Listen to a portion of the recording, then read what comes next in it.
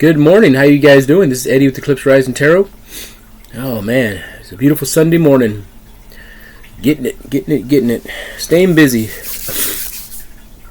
I want to talk a little bit about shadow work. Shadow work. Things we need to work on. This is about going through life, being able to live life to its fullest without distraction. There are certain distractions in our life. There are certain things that will happen in our life to distract us. Things that will come, things that are put in our path to distract us. And I have to tell you this. You know, I've been having these thoughts and these dreams. It's weird. You know, people say that there's, you know, of course, there's something that created us, right? Some people think it's God. Some people think it's aliens, Anunnaki. You know, all these, you know. Something came down to Earth, got a hold of these cavemen, or, you know,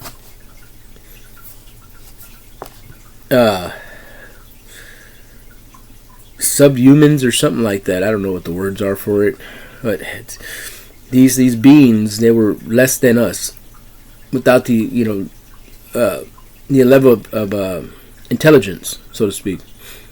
And that basically these aliens genetically engineered them or something. I don't know. I'm not a scientist. The gist of it is that, so you're in a spaceship with your buddies, right? Or with the company, or with a union of some sort of world or something that came together that's from somewhere else, and you decide to travel through, you know, the universe, and you find this planet that has the oxygen, the air, you know, the water, everything is balanced out just enough to where, you know, you have life, and you find these beings that are, you know, fully capable, you know, humans, hands, fingers. They can make shit happen, you know. So, but they're dumb as shit. They're not intelligent at all. I mean, they know how to survive. They live off instinct, right? So we go in there and we tap into them, and we inject our, you know, DNA, or however the fuck they do it. I don't know, but just the gist of it, we somehow, you know, introduce our DNA, or our whatever knowledge into these beings, and then, you know, one's born, and then, you know, maybe they went through a few of them, you know, trial and error, until they finally got one that actually started, you know, that was balanced, so to speak, right? And from there, you know, life, here we are. Why they did it? Because they made us slaves, and they had us dig for gold for them, or I don't know. There's all these different stories about how it went down, right? Do we know? I don't know. I wasn't there. I'm just talking about what I've read up on, and you know, YouTube's got all kinds of stuff out there. People talk about these things. Cliff High is one of them. Of course, all the tarot readers, the Y-Files. There's so many different plugs, you know, where you can get this knowledge from, you know. So,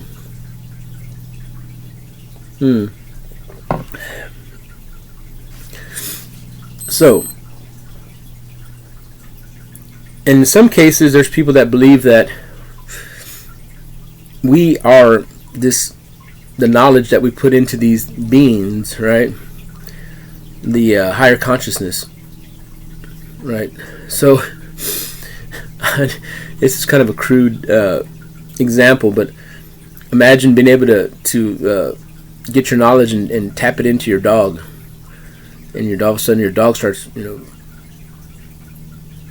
maybe it can't talk because it doesn't have the vocal, I don't know, but it becomes knowledgeable. It's just like, It's aware. I mean, their dogs are aware already, but it's super aware and can, identify things and see things and be like, oh shit, can communicate with you. Maybe taps his paw or something, or bark certain. Anyways, some kind of a dog code or something. And we tap into it and figure, hey, it's knowledgeable and it's smart. So our consciousness, our higher self, this is what I'm trying to get at. Without the consciousness, we would be reverted back to these simple beings that are just living off of instinct. Alright? That's one. Two, it's a total consciousness. Everything is all one. All integrated one way or the other. And if we were to pull the consciousness, everything would collapse. Like a computer system. You're pulling the plug and everything just falls. No more. And that would be the end of it. Basically, energy is everything, right? So energy doesn't go away. That's why when we talk about in tarot readings, when certain people do certain things in your life, like, they shit on you, they do bad things to you, they piss you off, they rip you off, they hurt you, the energy they sent to you, automatically, it will come back to them, unless you absorb it. A lot of us will get that energy and will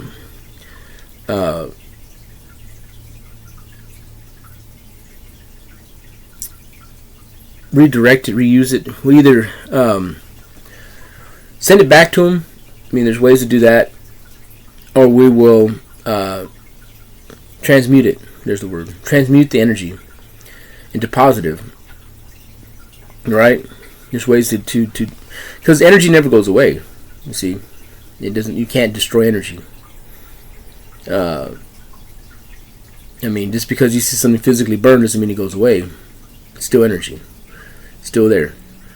It's like water to ice, ice to water. You boil water and it turns into vapor, but it never goes away.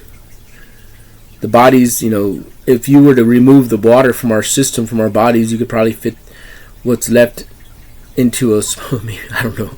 I think somebody said it was like a handful of what we're actually made of after all the water is pulled out of it, or something like. I don't know. Don't get me started. So there's not much besides all this water in it. It's 70-something% water, which is basically the earth, which balances out with the earth. It's like 70-something% water on the earth, 70-something% water in our bodies, 70-something in the fruits, and this and this and this and that. Everything is like that, right? Everything falls along these lines. Everything falls in there. So we have this. From some people's beliefs that we're basically these cavemen with this consciousness, this intelligence within us, right? And a lot of people believe that we're trying to find ourselves or come back. Along the line of trying to find ourselves, come back to ourselves. And I don't exactly know what the fuck that means. What does that mean? I mean, we find ourselves, right? There's people like Sadhguru who say, well, I can go into meditation, I can split. You know what I mean? I can just leave this body right here. And I'm out of there. And in some cases, I think they actually tested him when he was during a deep meditation, and his body was definitely, it was like basically dead. Unalived, so to speak. I shouldn't say that word.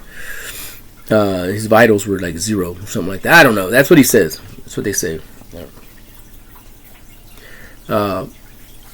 That his body was running at such low breathing, low heart rate, low, that it's almost impossible for somebody to live like that. He shouldn't even have been alive.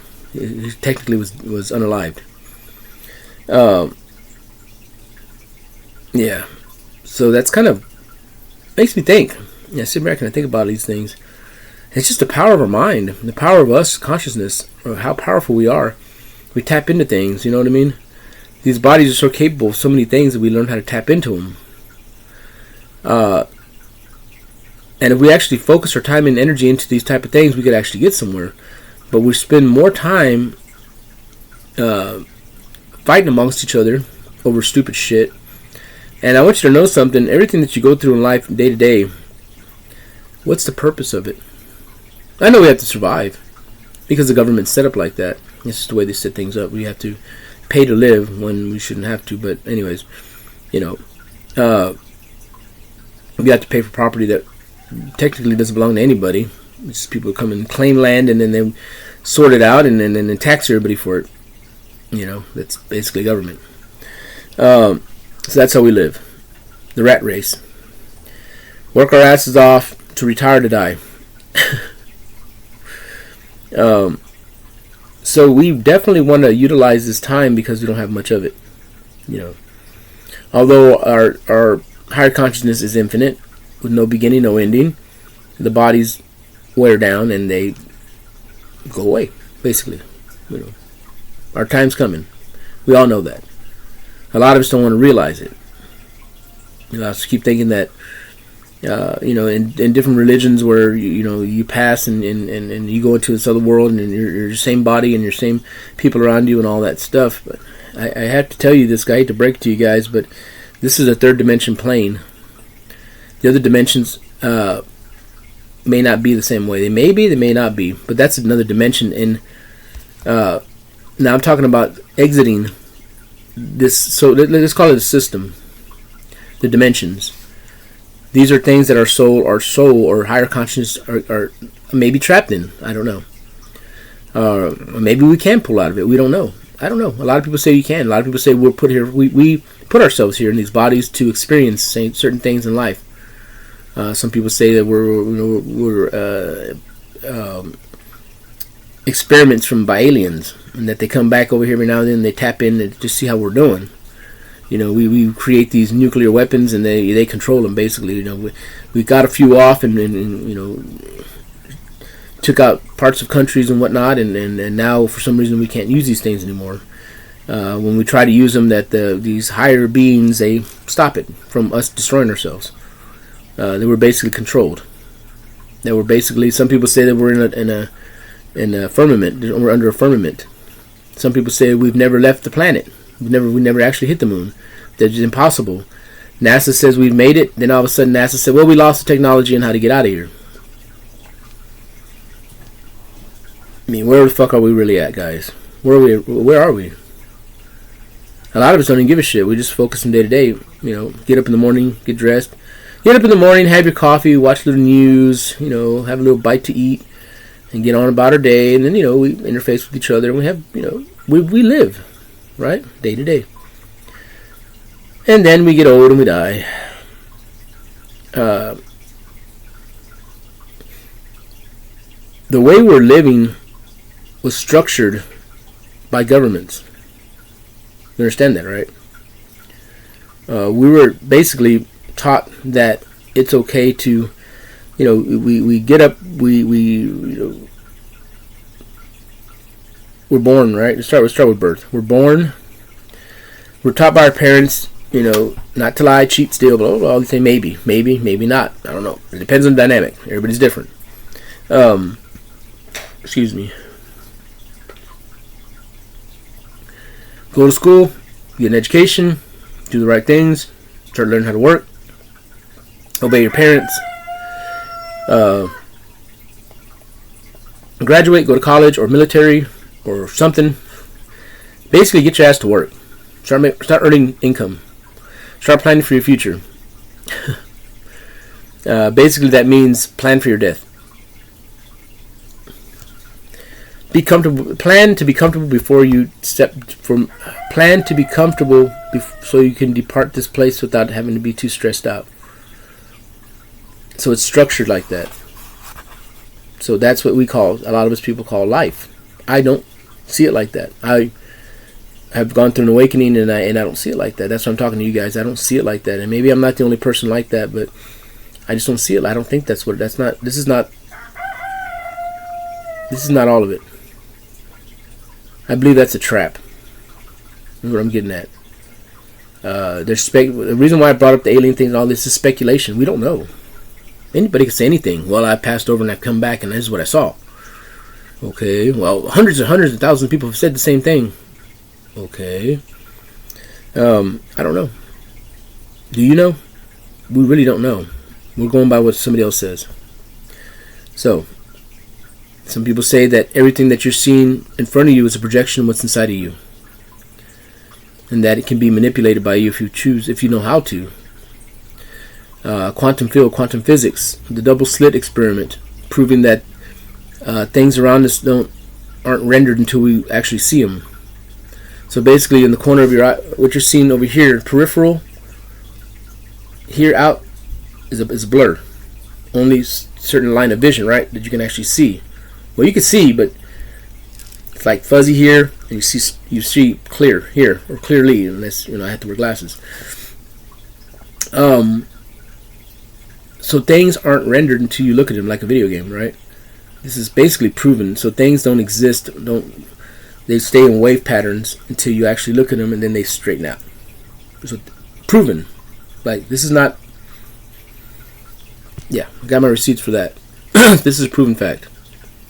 They've done experiments. It's called the double slit experiment. You can look into it, and it'll basically tell you that. But it's all what it comes down to. That's why a lot of people say we live in a simulation. There's other. Now it goes deeper and deeper, and ultimately you have to go within and figure it out yourself. Going within. This means, like, think about the things you go through in life from day to day. You get in your car, you're going down the street, somebody's driving slow, or somebody's, irks you. They do something, somebody does something you don't like, and it gets on your nerves, and it gets a rise out of you. Somebody says something to you, they call you this or that, and then all of a sudden you get enraged within, and you start, yeah, fuck you, and all that stuff, They get a rise out of you, basically controlling you. You don't even realize it, but you're being controlled by somebody else. Being in control of yourself would be, think about this. How would you like to live your life? Happy or unhappy? Do you want to live a happy life? By you letting somebody get a rise out of you, is basically letting somebody else control you. That means you have no control of yourself. That means that you are immature. Emotionally immature. That you can't handle dealing with people around you. I mean, you can make it. People have made it all their lives, but it don't take much to set somebody off. And a lot of people will know that. Well, that person such and such, you can't talk to them a certain way because they get mad. Well, sounds like control to me. I don't know. I think I'd rather not let anybody control me at all. So when people say things around me, it's in a day-to-day basis for me. It's constantly. It's a constant struggle. And some people push harder and harder to piss you off, and they get rises out of us. And they try to do it to me all the time. Hell, yesterday, certain people I have to work around. They know damn well what they're doing. They're trying to play games and manipulate. And I read cards, and I can pretty much read people really well. I can see, I can feel their energy. I can, I'm not just talking shit. I can really feel their energy. I know what their intentions are. And, it's kind of sad. I'm looking at them like, wow, is this how you go day to day doing this, trying to rip people off? And you think it's okay. Y'all can't get past that. Damn. They say that we're trapped in reincarnation, living, repeating cycles. Repeating cycles is like, let's say, for example, you keep dating the same type of person, you keep getting the same results. That's insanity, right? The definition of insanity is when you keep trying the same thing, expecting a different result, but it always happens the same. You keep going after the same type of person, and you keep ending up hurt or pissed off or, left there holding the bag. Basically, they're saying with life is like that. Until you figure out who you are, and you rise above all this stuff here on Earth, all the lust, the greed. You guys are greedy and lusting over things that basically don't exist. I mean, their experiences, yes, but after these things that we live in cease to exist, well, so everything that you went through here, do you think that goes on to outside of this dimension? A lot of people say that God can't hear our voice. He feels our love, our energy. They don't understand the language. Anything above this, in another plane, another dimension. Why do people think that what's happening here happens everywhere else. This is just here. Why do people think there's a heaven and earth, a heaven and hell, when it's here? Anything outside of this plane of existence is not the same as here. Why do people keep thinking? It's like, example, imagine getting locked up, getting put in a penitentiary, and you go into prison, and you got to wake up this time, you got to do this. This is certain things. You can't do this, you can't do that, you can't. There's rules, right? Now you're structured. Now you're within, let's say, a firmament, right? This cage, right? Whatever the rules outside of that cage, outside of the firmament, don't apply to the rules in there. So when you break free of that firmament, that jail, or when you're released, the way you had to live inside of there doesn't apply outside. You get what I'm saying? So why do people think that what happens here in the third dimension is going to happen somewhere else? May not even speak the same language, or even look the same, or even, we don't know. So when people speak of a heaven and a hell, why do people think that it's going to be something outside of these bodies that's going to make us suffer, when all we know is the suffering here, because that's how we experience things here? Why do people think it's going to happen outside of here? When people speak of NDEs, these near-death experiences and stuff like that, they talk about when they separate from these bodies, they feel total calmness, serene, no hurt, no pain, no nothing. Because once you're separated, I had a dream once. I was above the earth, and I was there talking to somebody. I don't know who it was. But I just remember before I came back in, I was saying, oh yeah, I got to go back in. And I remember getting sucked in. And I remember us talking about it, or I was thinking about it. And I was saying, man, it all floods back in as soon as you wake up in the morning. You have that moment, and you're looking around, and it's like, and then all of a sudden, all the worries and everything start flooding in. They start flooding in, and then, back in these bodies. Back to the third dimension. But when they talk about near-death experiences, it's like serene. When I was outside of the earth, I was looking down at it. I remember, and I was talking to, and I said, all right, I'm going back in, or something like that. And I said, we. And then I woke up, and I was like, who the fuck's we? Who's we? I thought it was just me. No. And it took long, and I still think about that dream. It just felt like, it was weird. It was like, it didn't matter what was happening. I mean, the earth is right there. I could see it, and I was like, well, once I'm back in there, I got to apply by all these rules and this and this and all these things again. Here I am, locked back in this little cage. You know, I kind of didn't want to go back. But I just remember feeling that peace, that, there's nothing to be worried about. It's like people who find out they're going to pass in a month or 2 weeks. A lot of worry, I'm sure, hits them. I can only imagine. Can you imagine? But I'm sure over a month or maybe a few weeks or something, it really starts to set in, and you're like, this doesn't matter anymore. I'm not going to be here anymore. I'm going to leave. It's like getting your release papers or something. If anybody's ever been in prison, you guys probably know what I'm talking about. I mean, I've been locked up before. When I was younger, I did some dumb shit. You know, we all do. We all make mistakes. It's all experiences, right?